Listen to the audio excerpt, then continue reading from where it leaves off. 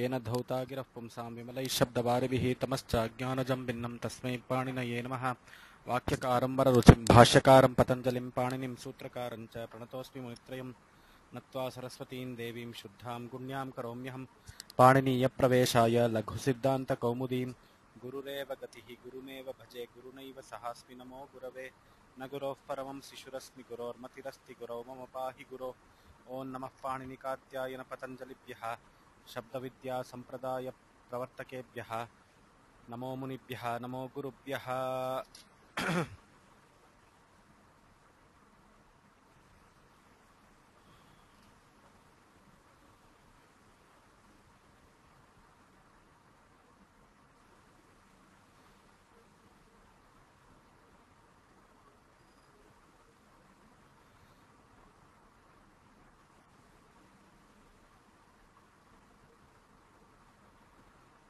ह्यस्तनकक्षायाम् अस्माभिः प्रातिपदिकसंज्ञा केन सूत्रेण अर्थवदधातुः अप्रत्ययः प्रातिपदिकम् इति एकं सूत्रं विद्यते। तत्र दित्तदड्डपित्तादीनां प्रातिपदिकसंज्ञा अनेन सूत्रेण भवति इति अस्माभिः अधीतं। कृत्तदितसमासाश्च इति सूत्रमपि अस्ति। प्रत्ययान्तशब्दाः कृदन्ताः तद्दितान्ताः समासाश्च प्रातिपदिकसंज्ञाः अनेन सूत्रेण भवन्ति इत्युक्ते तेषां प्रातिपदिकसंज्ञा अनेन सूत्रेण भवति इति अधीतं।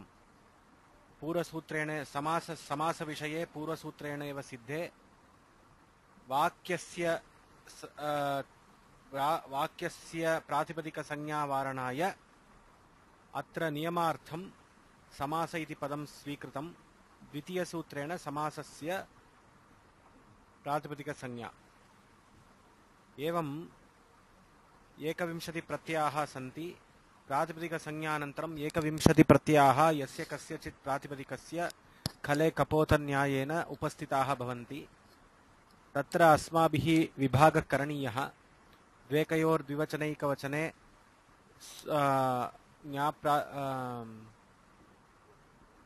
सुपः इति सूत्रेण अस्माभिः विभागः क्रियते। एकवचन द्विवचन बहुवचनान्येकशः इति सुऔजस् इति प्रथमा, अमौषस् इति द्वितीया, टाभ्याम्बिस् इति तृतीया, ङेभ्याम्ब्यस् इति चतुर्थी, पंचमी विभक्तिः ङसिभ्याम्ब्यस् इति पंचमी, ङस्योसाम् इति षष्ठी, ङीयोसुप् इति सप्तमी। एवं 21 प्रत्ययाः सन्ति। एते प्रत्ययाः कदा भवन्ति, केषां परतः भवन्ति इत्युक्ते ञन्तादाबन्तात् प्रातिपदिकाच्च भवन्ति। ञन्त आबन्तां वयं त्यजामः। इदानीम् अस्माकं प्रकृते तस्य उपयोगः इदानीं नावश्यकम्। अतः ञन्त प्रातिपदिकाच्च इमे स्वादयः प्रत्ययाः भवन्ति। स्वादयः नाम 21 प्रत्ययाः इति अधीतम्। तत्र एतेषां प्रत्ययानामपि अनुबन्धाः इत्युक्ते इत्संज्ञाः भवन्ति।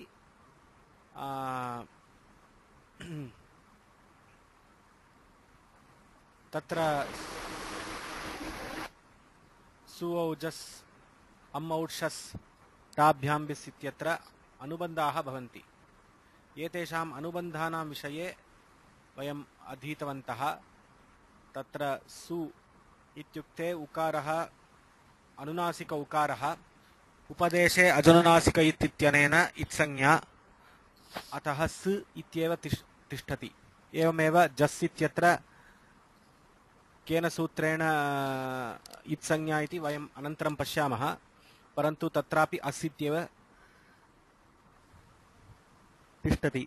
एवमेव अम् औ शस्, औ इत्युक्ते अम् औट् शस्, टाभ्याम्बिस्,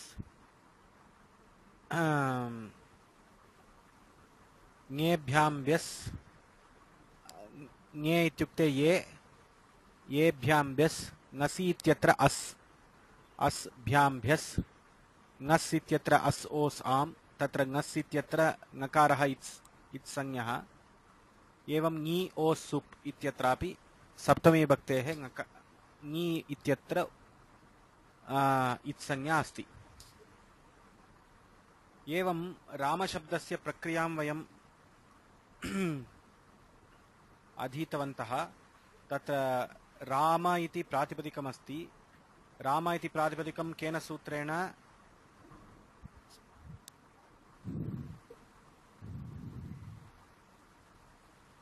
अनुराधा भगिनी, राम इति प्रातिपदिकं केन सूत्रेण?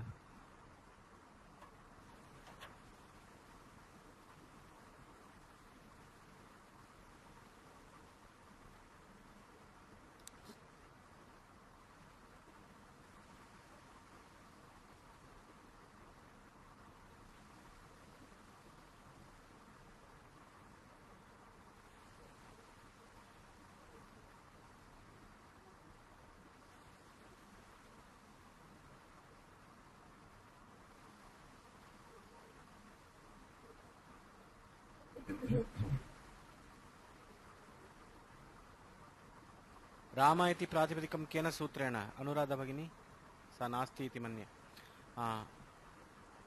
अत्र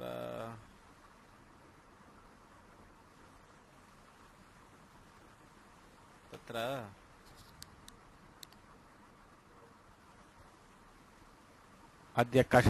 अद्य कक्षा किञ्चित् क्लेशः इति मन्ये, यतोहि सर्वेषाम् उत्सवः अस्ति। सर्वे लागिन् कृतवन्तः, परन्तु तेषां पूजादिकं भविष्यति। तत्र मधुरभक्ष्याणि पुरतः भवन्ति। अतः पाठे किञ्चित् एकाग्रता नैव शक्यते इति भाति। किं करणीयम्? अद्य क्लास् कैन्सल् करणीयं वा?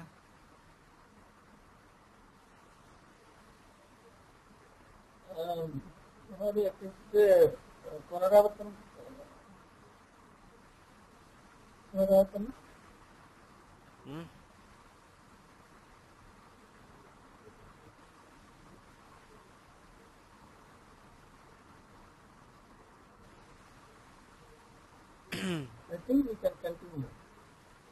We can continue. हरिओम जी, अहम् उक्तवती न श्रुतवती वा? जी हरिओम। न श्रुतवान्। हरिओम। इदानीं न श्रुतवान् वा? न श्रूयतवान्। अहं बहुवारम् उक्तवती जी। क्षम्यताम्, अहं बहुवारम् उक्तवती एव। मम सङ्गणके दोषः स्यात्। कृत्ततितसमासश्च इति सूत्रेण एतस्य प्रातिपदिकत्वम्। अस्तु अस्तु।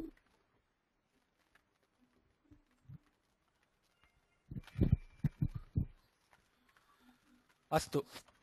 कृत्तदितसमासाश्च इति रामशब्दस्य प्रातिपदिकसंज्ञा। तदनन्तरं किं भवति? कः प्रत्ययः युज्यते? तत्र राम सु सु इति प्रथमप्रत्ययः। प्रथमाविभक्ति एकत्वविवक्षायां रामसु इति आगच्छति। सु इत्यत्र उकारः अनुनासिक उकारः। एवम् उपदेशे अजनुनासिक इत्यनेन उकारस्य इत्संज्ञा। अनन्तरं तस्य लोपः इत्यनेन लोपः। तदनन्तरं ससजुषो रुः इत्यनेन ऋत्वं, सकारस्य ऋत्वं। ऋत्वे उकारः पुनः उपदेशे अजनुनासिक इत्यनेन उकारस्य इत्संज्ञा। तस्य लोपः इत्यनेन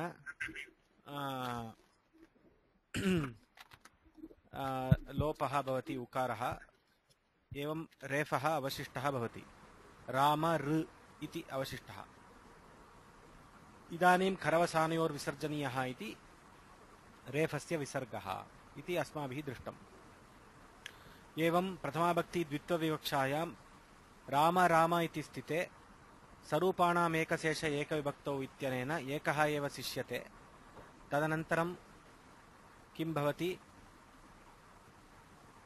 प्रथमयोः राम औ इति स्थिते तत्र वृद्धिरेचि इति वृद्धिसन्धिः, प्रथमयोः पूर्वसवर्णः इति पूर्वसवर्णदीर्घः अपि आगच्छति।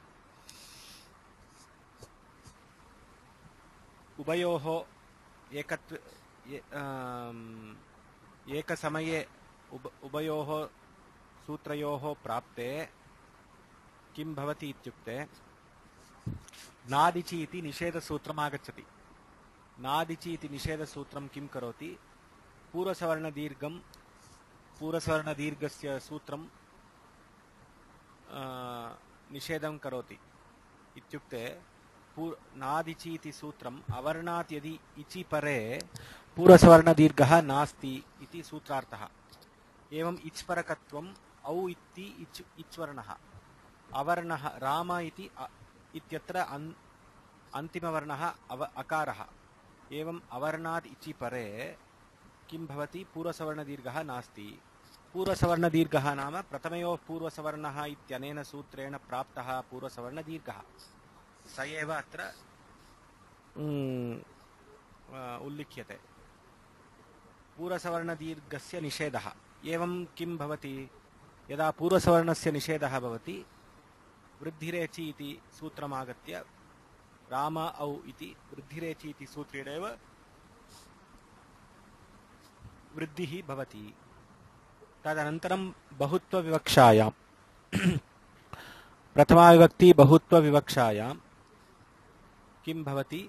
रामजस् इति प्रत्ययः अस्ति। रामजस् इत्यत्र जस् इत्यत्र प्रत्यये किमपि इत्संज्ञकवर्णः अस्ति वा इति पश्यामः। तत्र अस्माकम् एकं सूत्रम् अस्ति चुटु इति। इदानीं प्रथमाध्यायस्य तृतीयपादस्य सूत्रमेतत्। तृतीयपादे तत्र पश्यन्तु, प्रथमाध्यायस्य तृतीयपादे भूवादयो धातवः उपदेशे अजनुनासिकैत् हलन्त्यं न विभक्तौ तुस्माः आदिर्निटुडवः चुटु लशक्व तद्दिते तस्य लोपः। एते सप्त सूत्राणि सन्ति। तस्य लोपं विहाय, तस्य लोपः इति सूत्रं विहाय सप्तसूत्राणि सन्ति। एतानि सप्तसूत्राणि इत्संज्ञकविषये एव निबद्धानि। अत्र चुटु इति किं तस्य तात्पर्यम् इत्युक्ते एकपदात्मकं सूत्रम्। उपदेशे अजनुनासिक इत् इत्यत्र इत् इति आदिर्निटुडवः इत्यस्मात् सूत्रात् आदिः इति शः प्रत्ययस्य इत्यतः प्रत्ययस्य इति स्वीक्रियते। एवं पदत्रयम् अस्माभिः स्वीक्रियते। आदिः, प्रत्ययस्य, इत् इति पदत्रयं स्वीक्रियते। एवं सूत्रार्थः किम्? इदानीं चुटु इत्यत्र प्रत्ययाद्यौ चुटु, चुटु इत्यत्र चुटु इति पदं कथं निष्पन्नं भवति इति पश्यामः। तत्र चुश्च टुश्च चुटु। इदानीं रामः कृष्णः च, रामः च कृष्णः च किं भवति? रामकृष्णौ। इदानीं रामः च शम्भुः च किं भवति?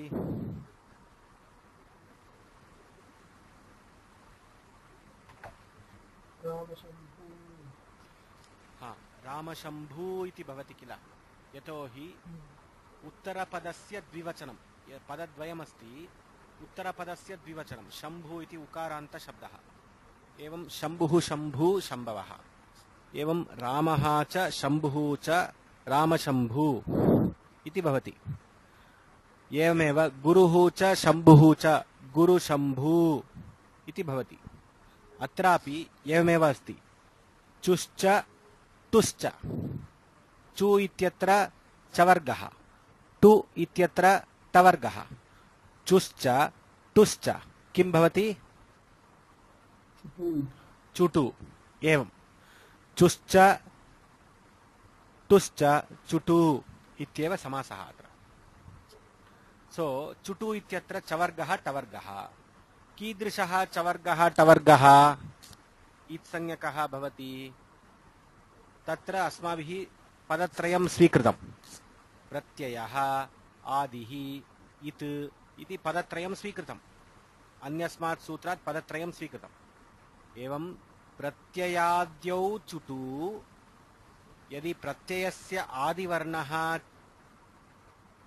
चुवर्णः अथवा टुवर्णः भवति इत्युक्ते चवर्गः अथवा टवर्गः भवति तर्हि तौ इतौ स्तः इत्येव अस्य सूत्रस्य अर्थः प्रत्ययाद्यौ चुटु इतौ स्तः इदानीं पश्यामः उदाहरणं पश्यामः अत्र सु औ जस् इति 21 प्रत्ययाः सन्ति जस् इति प्रत्ययः वा प्रकृतिः वा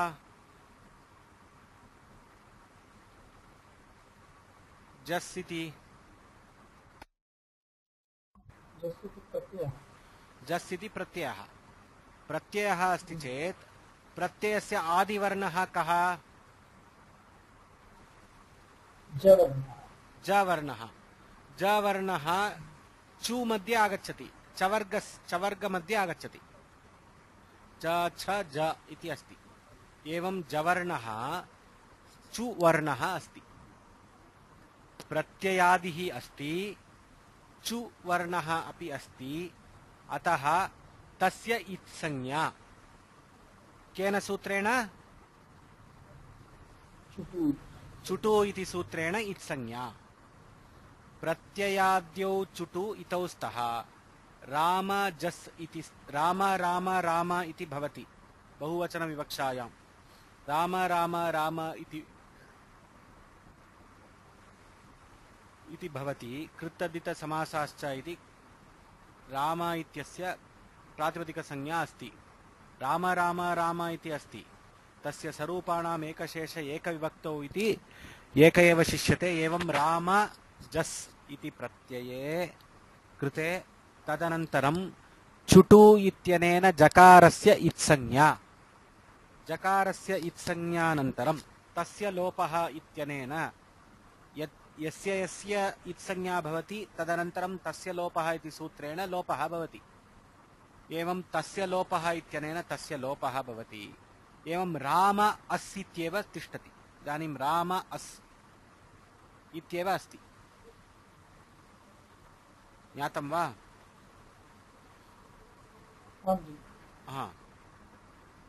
तदनन्तरं राम अस् इति अस्ति इदानीम् अनुबन्धानां नाम इत्संज्ञकानां परीक्षा वयं कुर्वन्तः स्मः इदानीं जस् इत्यत्र आदिजकारः चुवर्णः चुटु इत्यनेन इत्संज्ञा तस्य लोपः इत्यनेन तस्य लोपः भवति एवम् अस् इति स्थिते इदानीम् अकारः सकारः इति द्वौ वर्णौ स्तः सकारस्य पुनः इत्संज्ञा प्राप्ते इत्संज्ञायां केन सूत्रेण तत्र हलन्त्यम् इति सूत्रमस्ति जस् इति उपदेशे अन्त्यं हल् इति स्यात् इदानीं जस् इत्यत्र सकारः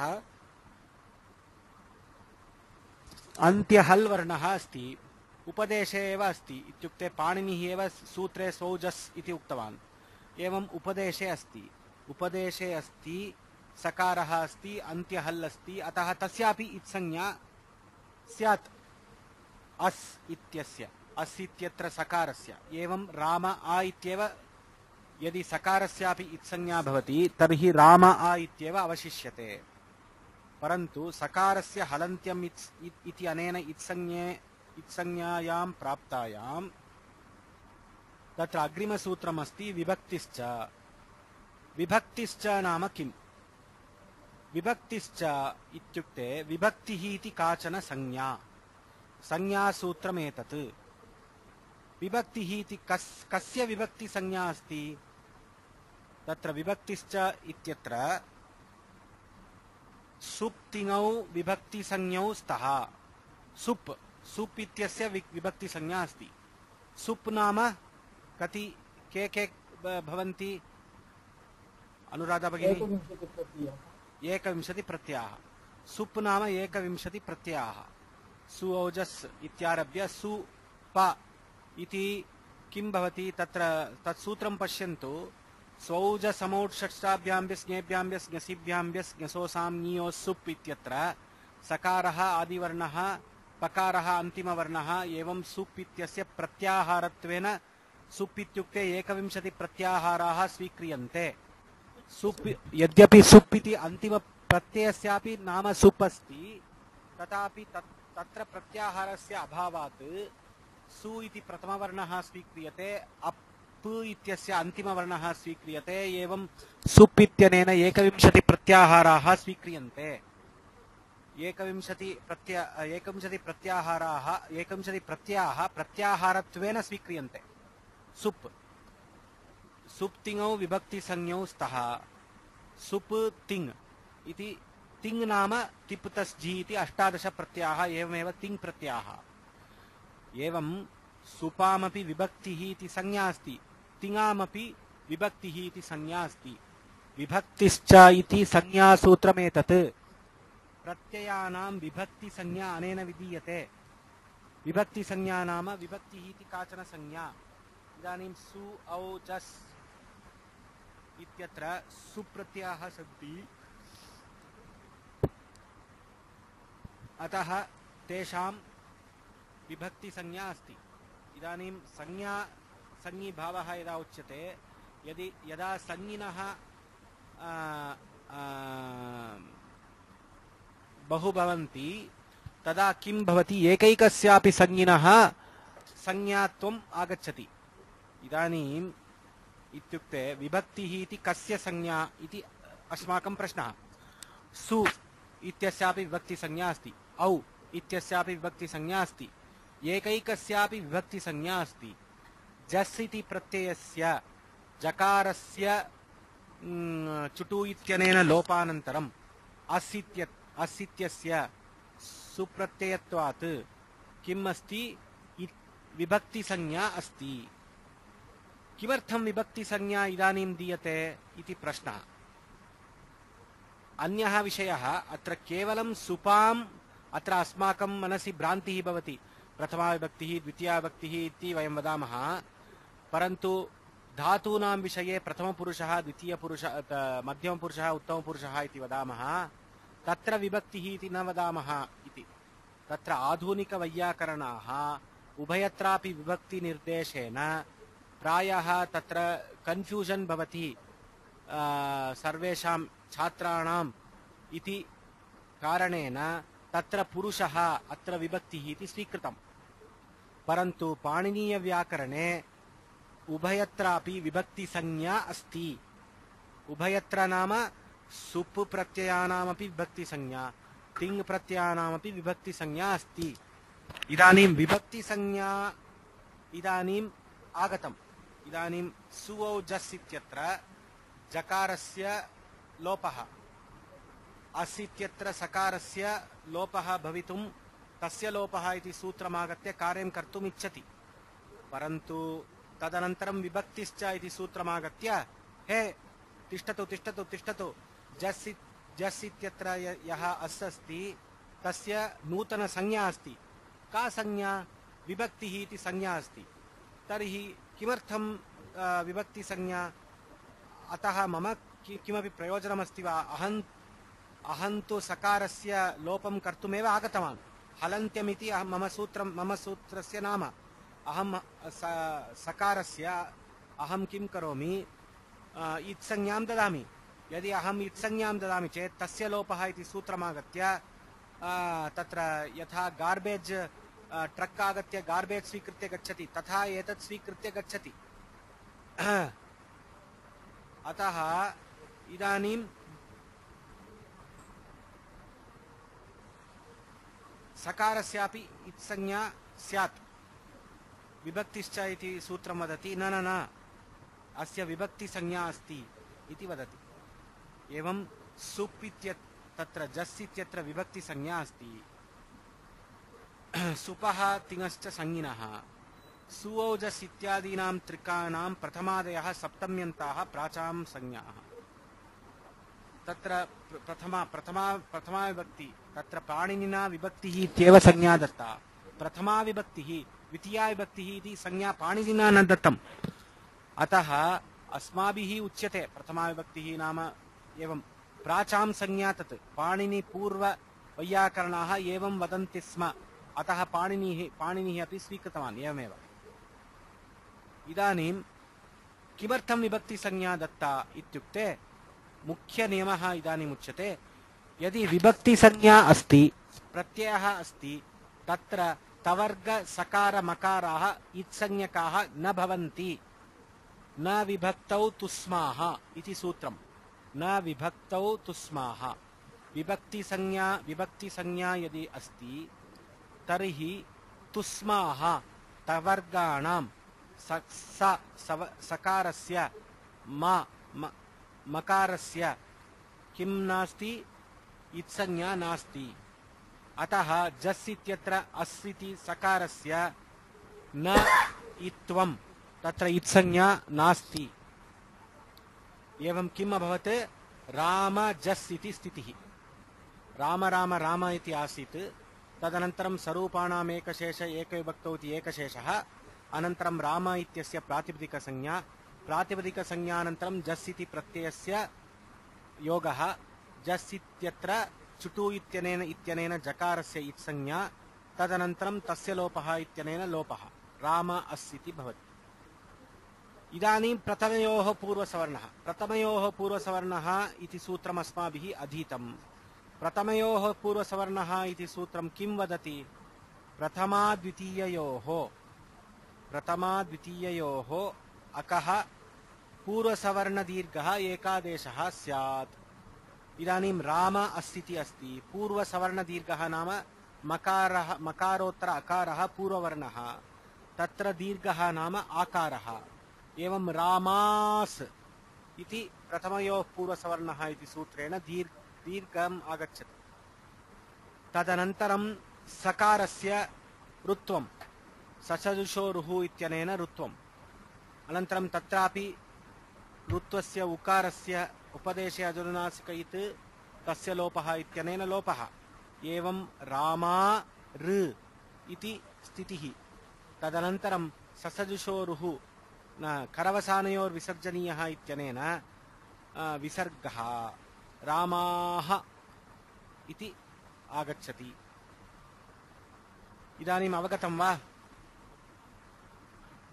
रामः रामौ रामाः रामाः इति प्रथमाविभक्ति बहुवचनप्रक्रिया एवमस्ति रामाः इति आगच्छति। तदनन्तरं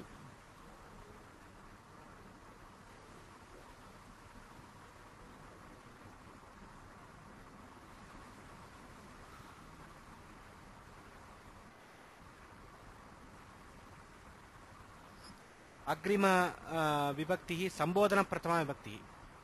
संबोधन प्रथमा विभक्तिः यत्र अस्ति तत्र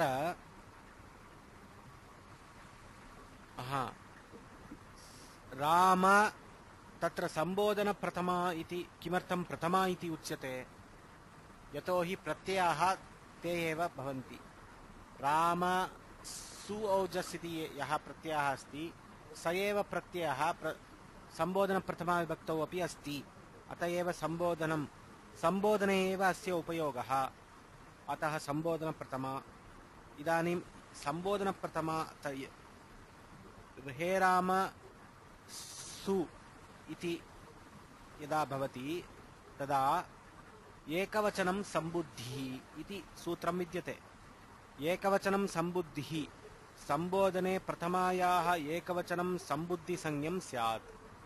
रामसु इत्यत्र हे रामसु इत्यत्र सु इत्यस्य उकारस्य उपदेशे अजनुनासिक इत् तस्य लोपः। एवं हे राम स हे राम ऋ हे राम रामः इति हे राम पर्यन्तम् आगच्छति। तद् पश्यामः। संबोधने प्रथमायाः एकवचनं संबुद्धिसंज्ञं स्यात्। इदानीं संबुद्धिः इति संज्ञः अस्ति। कस्य संज्ञा? एकवचनं संबुद्धिः इत्यत्र एकवचनप्रत्ययः सुप्रत्ययः संबोधन प्रथमा विभक्तौ संबुद्धि संज्ञां प्राप्नोति संबुद्धिः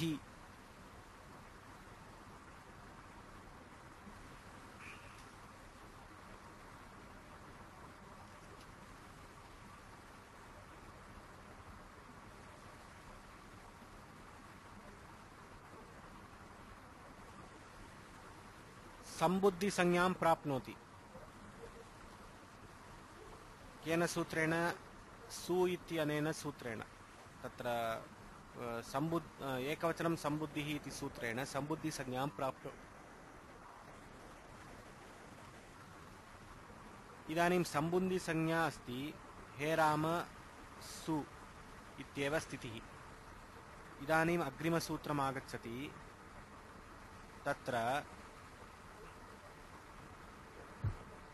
यस्मात् प्रत्ययविधिस्तदादि प्रत्ययेङ्गम् इति बहु वेरी इंपार्टेंट सूत्र प्रत्ययविधिः अत्र यस्मात् प्रत्ययविधिस्तदादि प्रत्ययेङ्गम् इत्यत्र पञ्चपदानि सन्ति यस्मात् प्रत्ययविधिः तदादिः प्रत्यये अङ्गम् तदादि प्रत्यये अङ्गम् इदानीं प्रत्ययविधिः विधानं विधिः प्रत्ययविधिः नाम प्रत्ययस्य विधिः तत् यस्मात् प्रत्ययविधिः तत् तत् नाम तत् तदादि इति अस्ति किल तदादि इत्यस्य तत् प्रकृतिरूपम् आदिः यस्य शब्दस्वरूपस्य कृपया सावधानेन शृण्वन्तु तत् प्रकृतिरूपम् आदिः यस्य शब्दस्वरूपस्य इदानीं हे राम इति अस्ति सु इति अस्ति प्रत्ययः प्रकृतिरूपम् आदिः यस्य हे राम सु इति इत्यत्र प्रकृतिरूपः कस्य अस्ति हे राम इत्यस्य अस्ति एवं तत् प्रकृतिरूपम् आदिः यस्य यस्य शब्दस्वरूपस्य प्रकृतिः आदिः हे राम सु इति शब्दस्वरूपम् अत्र आदिवर्णः राम इति आदिशब्दः राम इति सः प्रकृतिः अस्ति प्रकृतिरूपम् आदिः यस्य सः यस्य शब्दस्वरूपस्य तत् तदादिः तदादि इदानीम् अत्र तद्गुणसंविज्ञान बहुव्रीहि समासः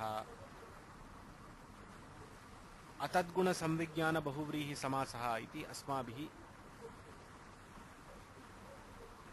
अधीतव्यम्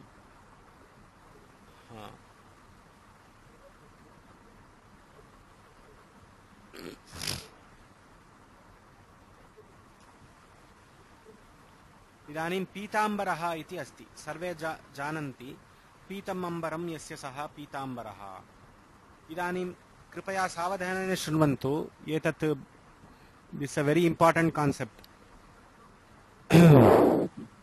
दिस् कान्सेप्ट इवन् विद्वांस do not know this concept properly many times what is tadguna samvijnana and atadguna samvijnana. Let us take the example of bahuvrihi samasa pitambaraha. Pitambaraha ityatra pitam ambaram yasya saha pitambaraha. Idanim pitambaraha iti yada aham vadami tasya kriyamekam svikurmah. Pitambaram anaya iti vayam vadamaha.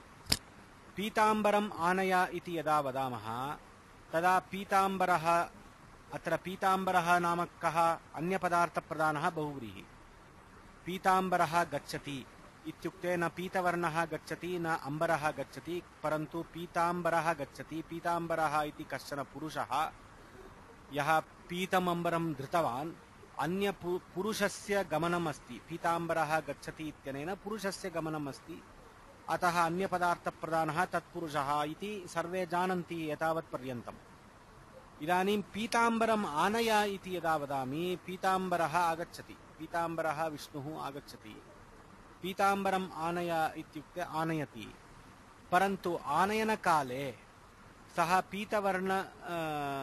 पीतवर्णमपि धृतवान् धृत्वा एव आगच्छति अतः पीताम्बरः यदा कोऽपि अस्ति पीताम्बरम् आनय इति यदा वदामः तदा अम्बरः पीतवर्ण अम्बरः यः अस्ति तदपि पीताम्बरेण सह आगच्छति।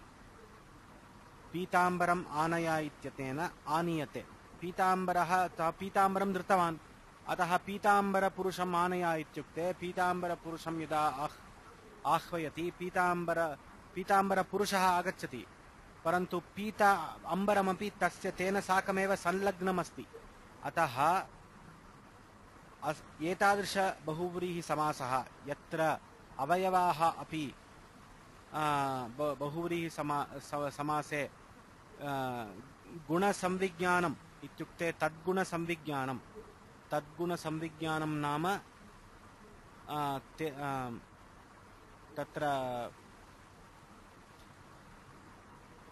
समस्यमानपदानाम् अर्थानामपि प्रवेशः भवति। इदानीं समस्यमान पदौ कौ पीतपदौ अम्बरपदौ समस्यमानपदौ अपि पीताम्बरम् आनय इति वाक्यश्रवणेन यद्यपि पीताम्बरस्य अन्यदर्थं विद्यते, समस्यमानौ पदौ तौ उभौ अपि पीताम्बरम् आनय इत्यनेन तेषां साकम् आगच्छतः इत्युक्ते पीतवर्ण अम्बर सहितः आगच्छति सः पुरुषः। अतः पीतमपि आगतम् अम्बरमपि आगतम्, यद्यपि अन्यपदार्थ पुरुषद्योतकः सः शब्दः। अतः यदा समस्यमानपदानामपि समासे प्रवेशः भवति तदा तद्गुणसंविज्ञानं बहुव्रीहि भवति। दृष्टमथुरः इति अन्यद् उदाहरणम्। दृष्टमथुरः इत्यस्य विग्रहवाक्यं किम्? यः मथुरानगरीं दृष्टवान्, दृष्टः मथुरः येन सह। इदानीं दृष्टमथुरम् आनय इत्युक्ते आगतवान् सः, परन्तु मथुरानगरं न आनीतवान्। एवं समस्यमानपदे पदयोः दृष्टमथुरयोः मथुरा तत्र मथुरशब्दः इत्युक्ते मथुरा इति मथुरशब्दः न अवयवत्वेन न आगतः। यतोहि दृष्टमथुरम् आनय इत्यनेन सह मथुरायाः आनयनं न शक्यम्। अतः अत्र अतद्गुणसंविज्ञानबहुव्रीहिः। अतद्गुणसंविज्ञानबहुव्रीहि नाम समस्यमानपदानाम् अर्थानां प्रवेशः न भवति, तदा एव अतद्गुणसंविज्ञानबहुव्रीहि। इदानीं बहुव्रीहिसमासे इदानीम् एतत् सर्वम् उक्त्वा किमर्थम् अत्र अस्मिन् सूत्रे किमर्थम् उच्यते इति प्रश्नः। अत्र तत् प्रकृतिरूपम् आदिः यस्य शब्दस्वरूपस्य इति तदादिः इति यदा उच्यते तदा तद्गुणसंविज्ञानबहुव्रीहिः स्वीक्रियते। तस्य फलं वयम् अग्रे पश्यामः। इदानीं यस्मात् प्रत्ययविधिस्तदादि प्रत्ययङ्गम् इत्यत्र तद्गुणसंविज्ञानबहुव्रीहिः तत् प्रकृतिरूपम् आदिः यस्य इत्यत्र अस्ति। यः प्रत्ययः यस्मात् क्रियते तदादिशब्दस्वरूपं तस्मिन् प्रत्यये परे अङ्गसंज्ञं स्यात् इति सूत्रार्थः। यः प्रत्ययः यस्मात् क्रियते, जस् इति प्रत्ययः हे राम इति प्रातिपदिकात् क्रियते, अतः तदादिशब्दस्वरूपम्। इदानीं प्रातिपदिकप्रत्यय मध्ये आदिशब्दस्वरूपं, तदादिशब्दस्वरूपं तस्मिन् प्रत्यये परे जस् इति प्रत्यये परे तदादिशब्दस्वरूपम् अङ्गसंज्ञं स्यात्। अङ्ग इति संज्ञा विधीयते। इदानीं तेन किं जातं? हे रामसु इत्यत्र राम इत्यस्य अङ्गसंज्ञा जाता। इदानीम् अस्माकं प्रश्नः, यः प्रत्ययः यस्मात् क्रियते तदादिशब्दस्वरूपं तस्मिन् प्रत्यये परे अङ्गसंज्ञं स्यात् इति किमर्थम् एतादृश दीर्घरीत्या अर्थः उच्यते? यः प्रत्ययः यस्मात् विधीयते सः अङ्गम् इत्येव वक्तुं शक्यते स्म। किमर्थम् एतादृश द्रविडप्राणायामरीत्या किमर्थं वयम् एवं रीत्या वदामः? द्रविडप्राणायाम इति जानन्ति किल तत्र उत्तरभारतजनाः द्रविडप्राणायामम् इति वदन्ति इत्युक्ते तेषाम् अभिप्रायः अत्र दक्षिणभारते वयं प्राणायामकरणसमये सन्ध्यावन्दनकरणसमये वयं साक्षात् नासिकां न स्पृशामः वयम् एवं किञ्चित् पृष्ठतः गत्वा पुनः नासिकां स्पर्शं कुर्मः तत्र एवं पृष्ठतः गत्वा एवं नासिका स्पर्शं कुर्मः तथा अत्र किमर्थं क्रियते यः प्रत्ययः यस्मात् क्रियते तदादिशब्दस्वरूपं तस्मिन् प्रत्यये परे अङ्गसंज्ञं स्यात् इति किमर्थम् एतादृश दीर्घ प्रयासः इति इत्युक्ते तत्र भवामि भविष्यामि इति प्रक्रियाम् अस्माभिः अध्येतव्यम् भू लट्लकारः भवति तत्र मी इति प्रत्ययः अस्ति लट्लकार उत्तमपुरुषे मी इति प्रत्ययः अस्ति भू तत्र कर्तरि शप् इत्यनेन मध्ये अकारः विकरणप्रत्ययः आगच्छति एवं ओकारः भवति इदानीं भो ओ आ इत्यत्र यचोयवायावः इत्यनेन भव इति भवति इदानीं मूलधातुः कः भू इति धातुः मध्ये अकारः आगतः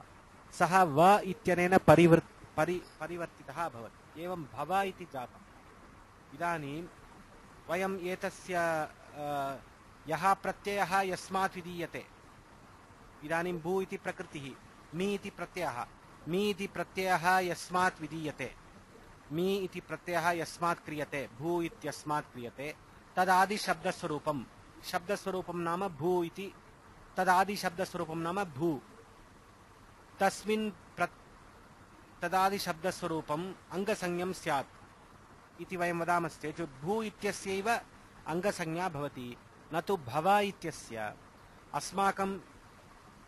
अस्माकं तत्र भूसहित अकारस्यापि अङ्गसंज्ञा अस्माभिः वक्तव्या प्रकृतिसहित शब्दस्वरूपस्य अङ्गसंज्ञा एवं भव इति इत्यस्य अङ्गसंज्ञा स्वीकारणार्थं विकरणविशिष्टस्य अङ्गसंज्ञार्थं विकरणविशिष्टस्य विकरण नाम अकारस्य अकारः अत्र विकरणः भू इति धातुः विकरणविशिष्ट प्रकृतेः अत्र अङ्गसंज्ञार्थं तदादि प्रत्यये इत्युक्ते तदादि शब्दस्वरूपं तस्मिन् प्रत्यये परे अङ्गसंज्ञं स्यात् इति एतादृश दीर्घ द्रविड प्राणायामः कृतः एवं किं भवति हे राम सु इत्यत्र राम इत्यस्य अङ्गसंज्ञा आगतम्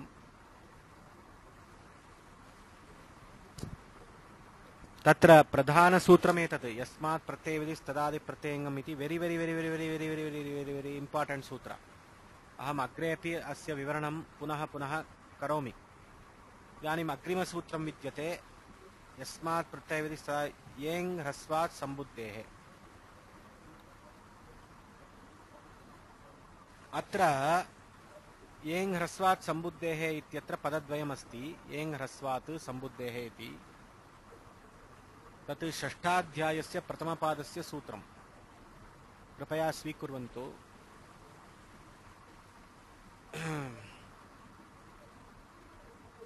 षष्ठाध्यायस्य प्रथमपादस्य सूत्रम् इदानीं हल्न्याभ्यो दीर्घात् सुतिस्य पुक्तं हल् इति पूर्वसूत्रमस्ति तत्र हल् इति लोपो व्योर्वलि इति सूत्रमपि अस्ति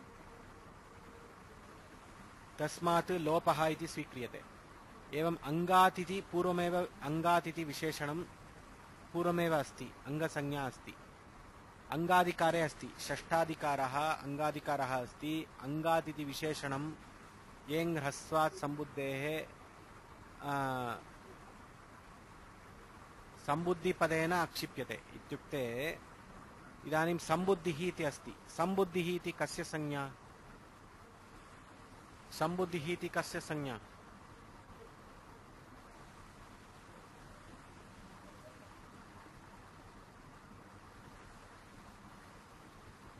महादेवन महोदय न कस्य सम्बुद्धिः इति कस्य संज्ञा प्रत्ययस्य संज्ञा इत्युक्ते हे राम सु इत्यत्र सु इत्यस्य सम्बुद्धि संज्ञा प्रत्ययस्य संज्ञा सम्बुद्धिः एवं प्रत्ययः अस्ति चेत् प्रकृतिः अपि भवति इति ऊहा क्रियते अतः अङ्गात् अङ्गः किमपि स्यात् इति विशेषणत्वेन स्थापितः येङ् ह्रस्वात् अङ्गात् किं भवति येङ् ह्रस्वात् सम्बुद्धेः परस्य हलः हलः इति हल्न्याभ्यो दीर्घासुतिस्य पृक्तं हल् इति स्वीकृतं हलः लोपः भवति येङन्तात् ह्रस्वान्ताच्च अङ्गात् हल् लुप्यते यदि सम्बुद्धिः अस्ति चेत् हल् लुप्यते नाम हे राम स इति अस्ति सकारस्य हल् सकारः हल् वर्णः अस्ति हल् वर्णस्य लोपः भवति एवं हे राम इत्येव अत्र ह्रस्वान्तात् राम इति ह्रस्वान्तशब्दः ह्रस्वान्तात् परम् इदानीं पश्यन्तु ह्रस्वान्तात् अङ्गात् राम इति ह्रस्वान्त अङ्गमस्ति ह्रस्वान्तात् अङ्गात् यदि सकारः अस्ति सः सम्बुद्धिसंज्ञां यदि प्राप्तवान् अस्ति तर्हि तस्य लोपः भवति इति सूत्रार्थः वदति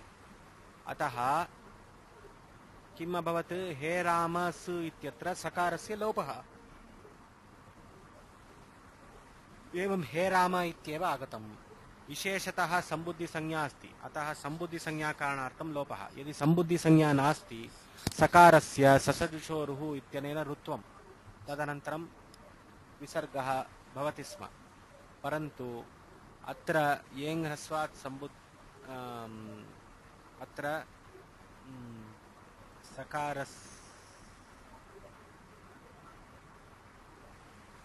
अत्र सकारस्य लोपः भवति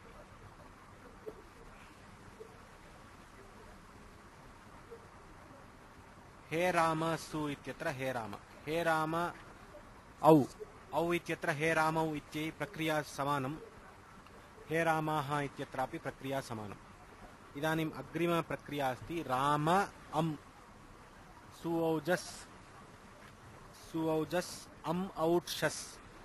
अम् औट्षस् इति प्रत्ययः एवं राम औट् इति अस्ति औट् इत्यत्र तत्र एवं स्थिते राम औट् इति अस्ति राम शस् इत्यत्र शस् इति अस्ति द्वितीयाविभक्ति एकवचन विवक्षायां राम अम् इति अस्ति इदानीं किं भवति अमीपूर्वः इति सूत्रम् आगच्छति यदि अकारात् परम् अम् अस्ति अकः अमि अचि परतः पूर्वरूपम् एकादेशः भवति पूर्वरूपं नाम अत्र राम इत्यत्र पूर्वरूपं किम् अकारः एवं रामम् इत्येव भवति राम अम् द्वितीयाविभक्ति एकवचनविवक्षायां राम अम् अमीपूर्वः इत्यनेन रामम् इति भवति इदानीम् औट् इत्यत्र विशेषप्रक्रिया किमपि नास्ति राम औट् इत्यत्र टकारस्य हलन्त्यम् इत्यनेन इत्संज्ञा तस्य लोपः तदनन्तरं समानं सर्वं समानं राम औ इत्येव अस्ति कोऽपि वक्तुमर्हति वा प्रक्रिया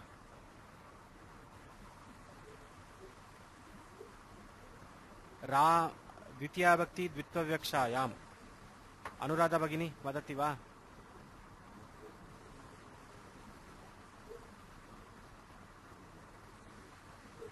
प्रयत्नं करोमि राम औट् इति अस्ति प्रथमं द्वित्वविवक्षायां द्वितीयाविभक्ति द्वित्वविवक्षायां राम औट् इति स्थिते स्वरूपाणाम् एकशेष एकविभक्तौ इत्यनेन राम औट् इति स्थितिः इदानीं वदतु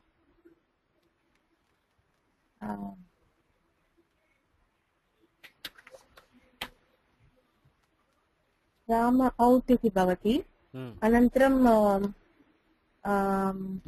हलन्त्यं जि श्रूयते वा सम्यक् श्रूयते हलन्त्यं सूत्रेण हल् वर्णस्य इत् टकारस्य इत् सम्यकं हम्म, तस्य लोपः इति तस्य लोपः इत् सम्यक् जि श्रूयते वा श्रूयते श्रूयते समीचीनं वा जि समीचीनं वदतु वदतु हलन्त्यं तस्य लोपः तेन राम औ शिष्यते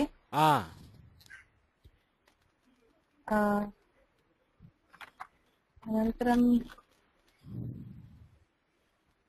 तदेव किल जि रामौ इति राम अनन्तरं किं भवति प्रथमयोः पूर्वसवर्णः वृद्धिरेचि तेषां मध्ये कलहः राम औ इति स्थिते अकारः औकारः अस्ति इदानीं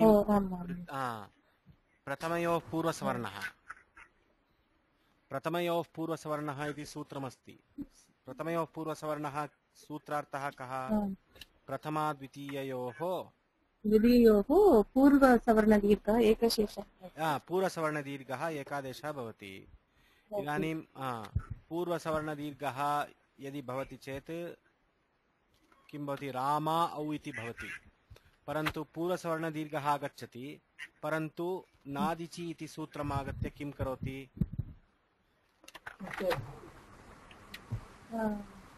तस्य निषेधं करोति वेरि गुड् न आत् पूर्वसवर्णदीर्घस्य निषेधं करोति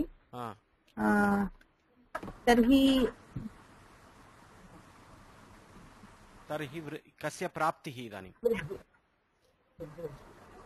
कयोः कलहः आसीत्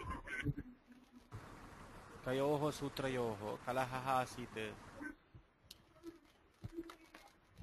विभक्तिश्च एतद् हलन्त्यम् इति सूत्रस्य विभक्तिश्च इति इदानीं राम औ इति स्थिते कयोः किं कार्यम् अन्तिमरूपं किम् अन्तिमरूपं रामौ इति भवितव्यं तर्हि राम औ इत्येव स्थितिः इदानीन्तनपर्यन्तम् अकार औकारयोः किं कार्यं भवति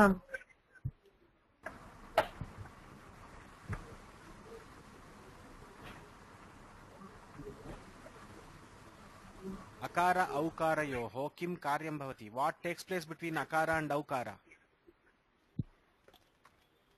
सन्धिकार्यं वा जि किं कार्यं तत्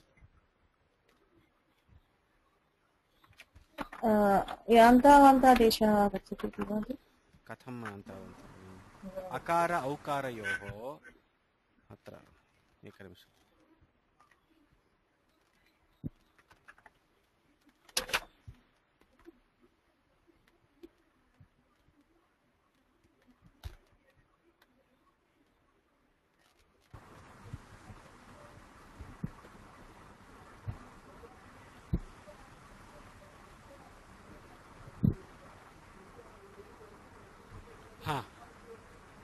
इदानीं पश्यन्तु स्क्रीन् मध्ये अस्ति राम औ इति स्थितिः इदानीं किं किं भवति पूर्वसवर्णदीर्घः आगच्छति अहम् अत्र कार्यं करोमि इति वदति मम कार्यमस्ति अकार औकारयोः मध्ये अहं दीर्घं करोमि इति आगच्छति परन्तु नादिचि इति सूत्रम् आगत्य वदति भवतः स्थानम् अत्र नास्ति यतः इचि परे तत्र निषेधः अस्ति पूर्वसवर्णदीर्घः निषेधः अस्ति अतः इदानीं प्रथमयोः पूर्वसवर्णः इति सूत्रं नागच्छति एवम् अकार औकार नागच्छति अकार औकारयोः तर्हि कथं कार्यं नो तदेव वक्तव्यं वृद्धिरेचि इति सूत्रमागत्य किं करोति मम कार्यमत्र अस्ति इति अकार औकारयोः किं भवति एकादेशः भवति कस्य एकादेशः औ इति एकादेशः महा प्लस् औदार्यं महौदार्यम् इति यथा भवति तथा एवमेव राम प्लस् औ रामौ इति संहितायाम् अत्र रामौ इति भवति एवम् अत्रापि द्वितीयाभक्ति मध्ये अपि एवमेव कार्यं केवलं तत्र औट् इत्यत्र टकारस्य इत्संज्ञा अस्ति। अनन्तरं शस् अग्रिमप्रत्ययः शस् शस् इति प्रत्ययः। इदानीं यः कोऽपि वदति वा, प्रयत्नं करोति वा? अत्र कः अस्ति? महादेवन् महोदयः, अनुराधा भगिनी, शारदा अस्ति, सदगोपन्, श्रीशर्मा। कः श्रीशर्मा इत्युक्ते? कोऽपि अस्ति? श्रीशर्मा महोदयः? आम् श्रीमन्। हाँ. Are you following the lessons from beginning? I'm trying to, Sriman, but I think I'm lost with the because I haven't done Sandhi Prakarana, so therefore I'm feeling little difficult to understand this, but I'm trying to follow as much as I can. Okay. Sorry.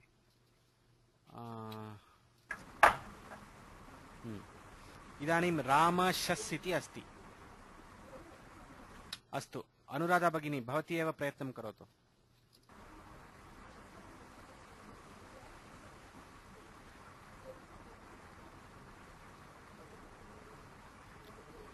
इदानीं शस् इत्यत्र अग्रिमसूत्रं किं वदति? लशक्वतद्दिते।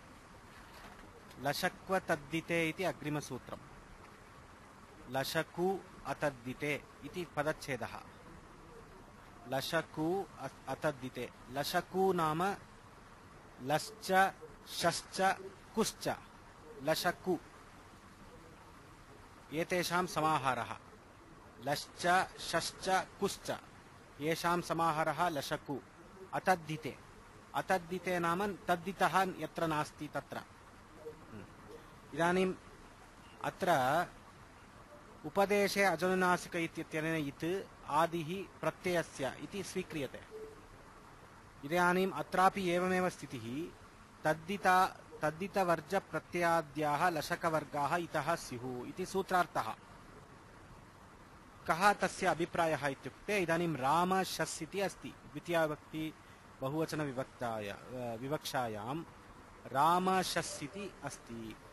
रामशस् इत्यत्र सकारस्य इत्संज्ञा कर्तव्या। सकारस्य इत्संज्ञा हलन्त्यम् इत्यनेन क्रियते चेत् न विभक्तौ तुस्माः इति निषेधः। यदि विभक्तिसंज्ञा अस्ति, शस् इत्यस्य विभक्तिसंज्ञा अस्ति, अतः न विभक्तौ तुस्माः इति सूत्रमागत्य किं करोति? अत्र सकारस्य इत्संज्ञा न करणीयम् इति वदति। अस्तु, तर्हि शकारः इदानीं शकारः अस्ति, अकारः अस्ति, सकारः अपि अस्ति। इदानीं शकारस्य इत्संज्ञा करणीयं वा इत्युक्ते, यदि प्रत्ययादिः अस्ति शकारः तर्हि इत्संज्ञा अस्ति। प्रत्ययादि शकारः, प्रत्ययादि लकारः, प्रत्ययादि कवर्गाः इतः स्युः।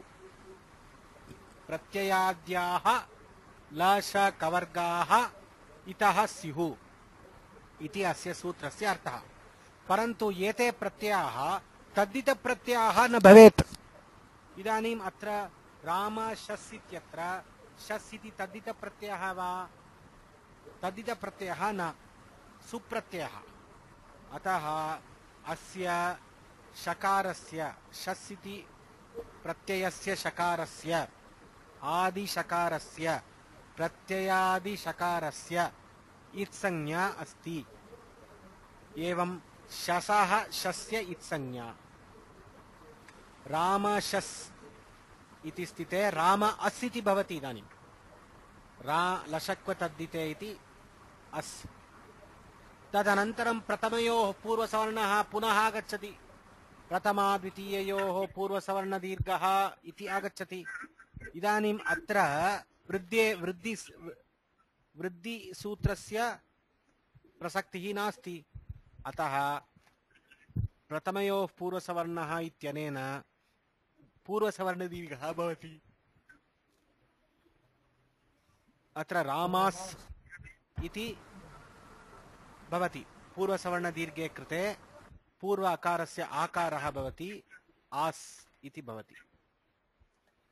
तदनन्तरम् अग्रिमसूत्रम् आगच्छति तस्मात् शसो नः पुंसि तस्मात् शसः तस्मात् शसः नः पुंसि इदानीं नः तस्मात् शसः नः पुंसि इत्यत्र तस्मात् नाम पूर्वसवर्णदीर्घात् कृतपूर्वसवर्णदीर्घात् अस्माभिः पूर्वसवर्णः कृतः कृतपूर्वसवर्णदीर्घात् परः यः शसः सकारः अस्ति तस्य नः स्यात् सकारस्य नः न भवति कदा भवति पुल्लिङ्गे सति इदानीं रामास् इत्यत्र पुल्लिङ्गशब्दः विवक्षितः अतः रामास् इत्यत्र कृतपूर्वसवर्णदीर्घस्य शकारस्य स्थाने यः सकारः आगतः तस्य स्थाने किं भवति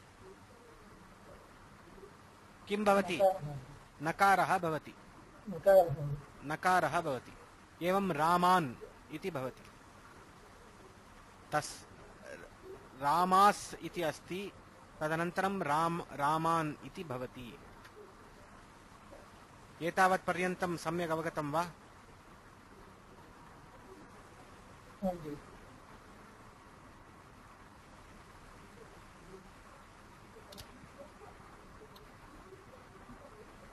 यदि संशयाः सन्ति चेत् पृच्छन्तु कृपया जी शकारस्य इत्सम्यकं भवति किल जी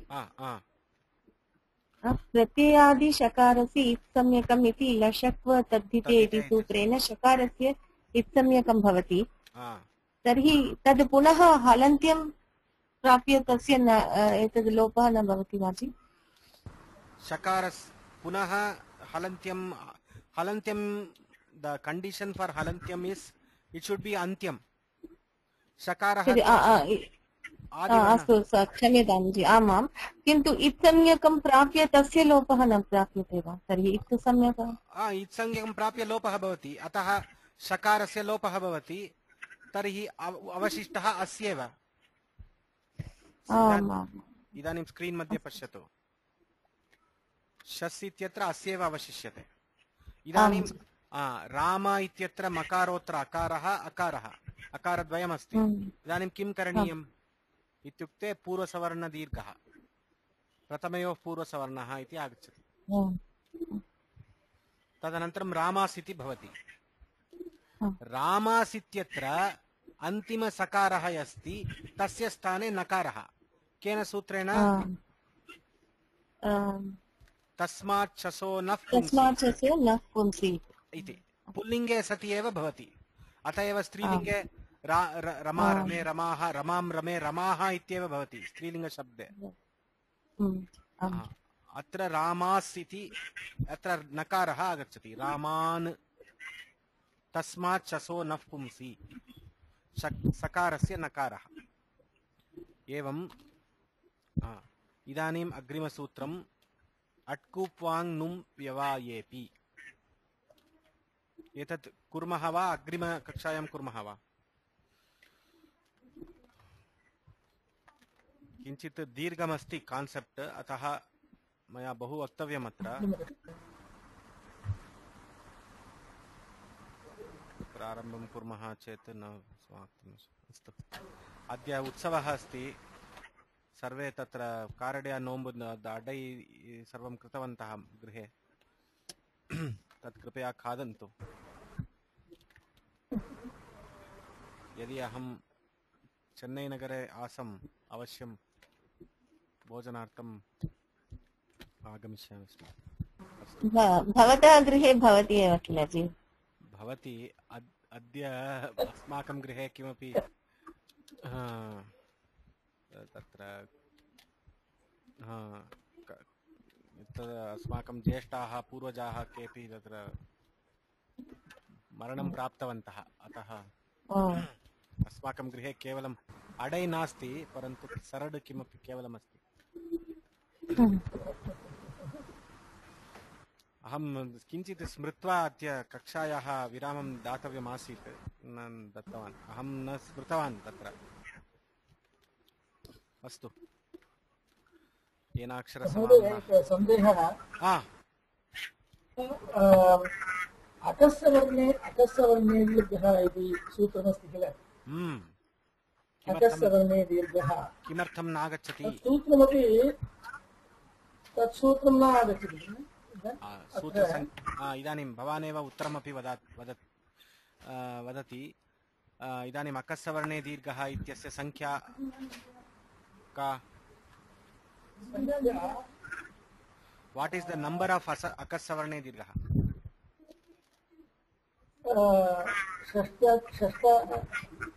6101 प्रथमयोः पूर्वसवर्णः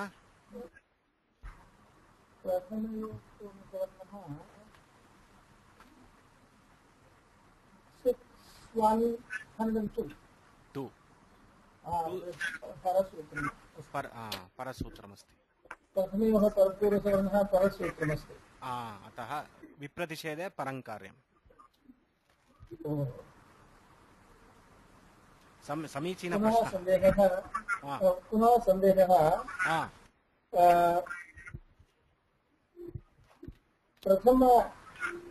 प्रथमा विभक्तौ बहुवचने तत्रापि रामास् इति आगच्छति किल तत्रापि तस्मात् पशो न पुंसि इति सूत्रं न प्रवर्तते किमर्थं न प्रवर्तते इति वा तत्र शस् इति अस्ति किल शसः सकारः तस्मात् शसो न पुंसि इत्यत्र सूत्रार्थं पश्यन्तु तस्मात् शसः तत्र पदच्छेदः कथमस्ति तस्मात् शसः न तु शकारः तस्मात् प्लस् शसः तस्मात् शसः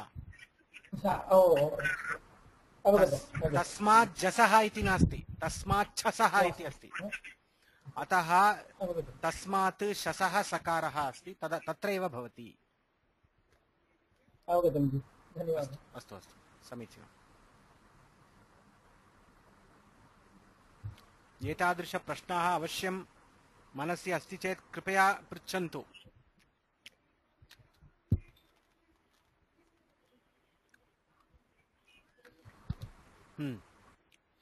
अस्तु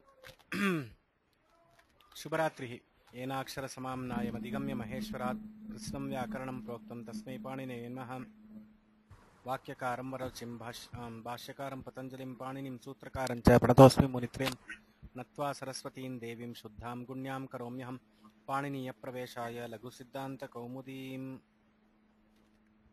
शुभरात्रि सर्वेषां शुभरात्रि धन्यवादः शुभरात्रि